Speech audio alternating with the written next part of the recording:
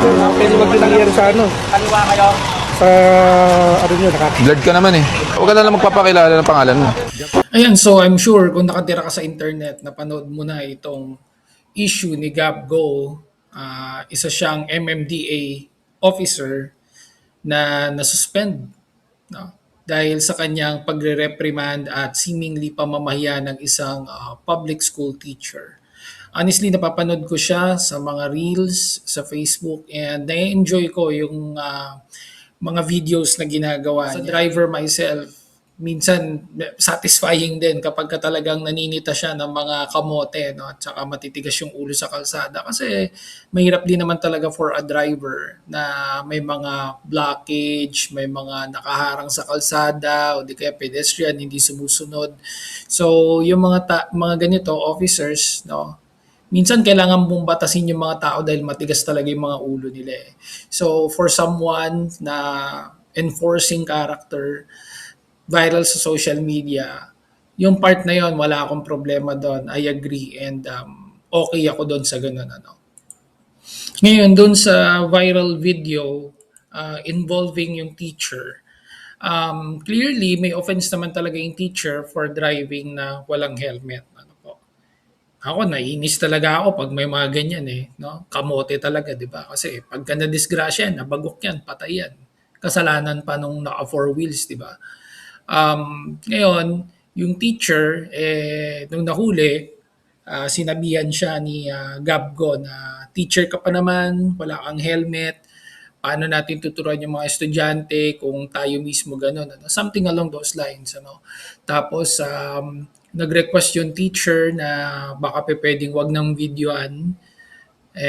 Sinabihan niya na lang na naka-blur naman yung face mo at saka wag mo na lang banggitin yung pangalan mo. No? So, doon sa part na yun, nag-express na kasi yung teacher na mali talaga siya. In-accept niya yung error niya. No? Tapos, nakiusap din naman siya ng maayos na baka pwedeng wag na siyang i-post. Ano po? Pero, yung sagot ni Gabgo to the perception of many, very sarcastic na hindi, blur naman namin yung mukha mo. I'm going to put my personal opinion on the side. Ano. Doon lang tayo sa kung ano yung legal at ano yung pinag-uutos. No? So clearly, may offense talaga yung driver.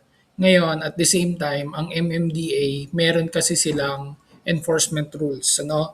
Ipinagbabawal mga personal na posts about operations. Gagawin namin institutional, MMDA na lang ang magpo-post ng clearing operation. So dapat page mismo ng MMDA, hindi page ng individual na vlogger, whether pictures or videos. No? Yun yung sabi ni Chairperson Don Artes, sabi niya sa press conference no nakaraan. Ano? So meron talagang pinatutupad na operational procedures ang MMDA. Clearly, hindi yun sinunod ni Gabgo kasi yung pinopost niya ay pinopost niya ito sa kanyang sariling pages. Meron pa yung Dadaku at saka yung Gabgo. No? So, minomonetize niya yan and post niya yan sa public na parang he owns. No? Siya ang may-ari nitong footages na ito. When clearly, this is a public or government sponsored or supported operations. Merong show cause order para kay Gabriel Go and required siya mag-explain. And then nilinaw nga ulit ng MMDA na sila lang, yung official MMDA pages lang ang allowed na mag-post ng mga traffic operation footages and pictures nila sa kanilang social media, hindi ang isang individual. And then yung teachers organization, no, sinabi nila na walang karapatan ang sino man na mamahiya ng mga teachers. And nagre-request sila na magkaroon ng permanent removal itong si Gabgo.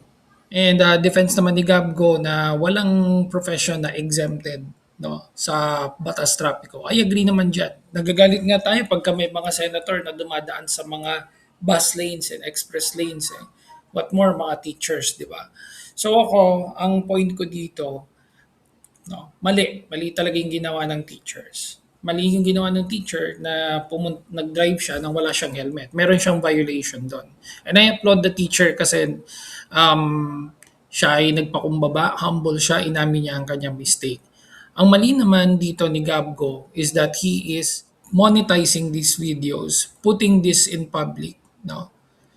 Kahit sabihin mo ng para wag pamarisan or para for your documentation, ano, the moment na nag-post ka ng ganitong video online, you have to ask consent, no? Clearly, nagsabi na yung lalaki, yung teacher, na wala siyang consent, no, in a form of nag-requesting na wag i-post yung video. Okay? Unless mayroong batas na nagsasabi kada may offense, i-post yun sa social media, no? Wala namang batas na ganun eh, di ba? So doon ka nagkakamali dahil pinost mo pa yun sa social media, you're monetizing it, and pinagkakapirahan mo. Ano. So, ayun, yun ang masasabi ko doon. Ano. So clearly, may errors both sides, but let me know in the comments kayo ano ba masasabi ninyo. Thank you so much.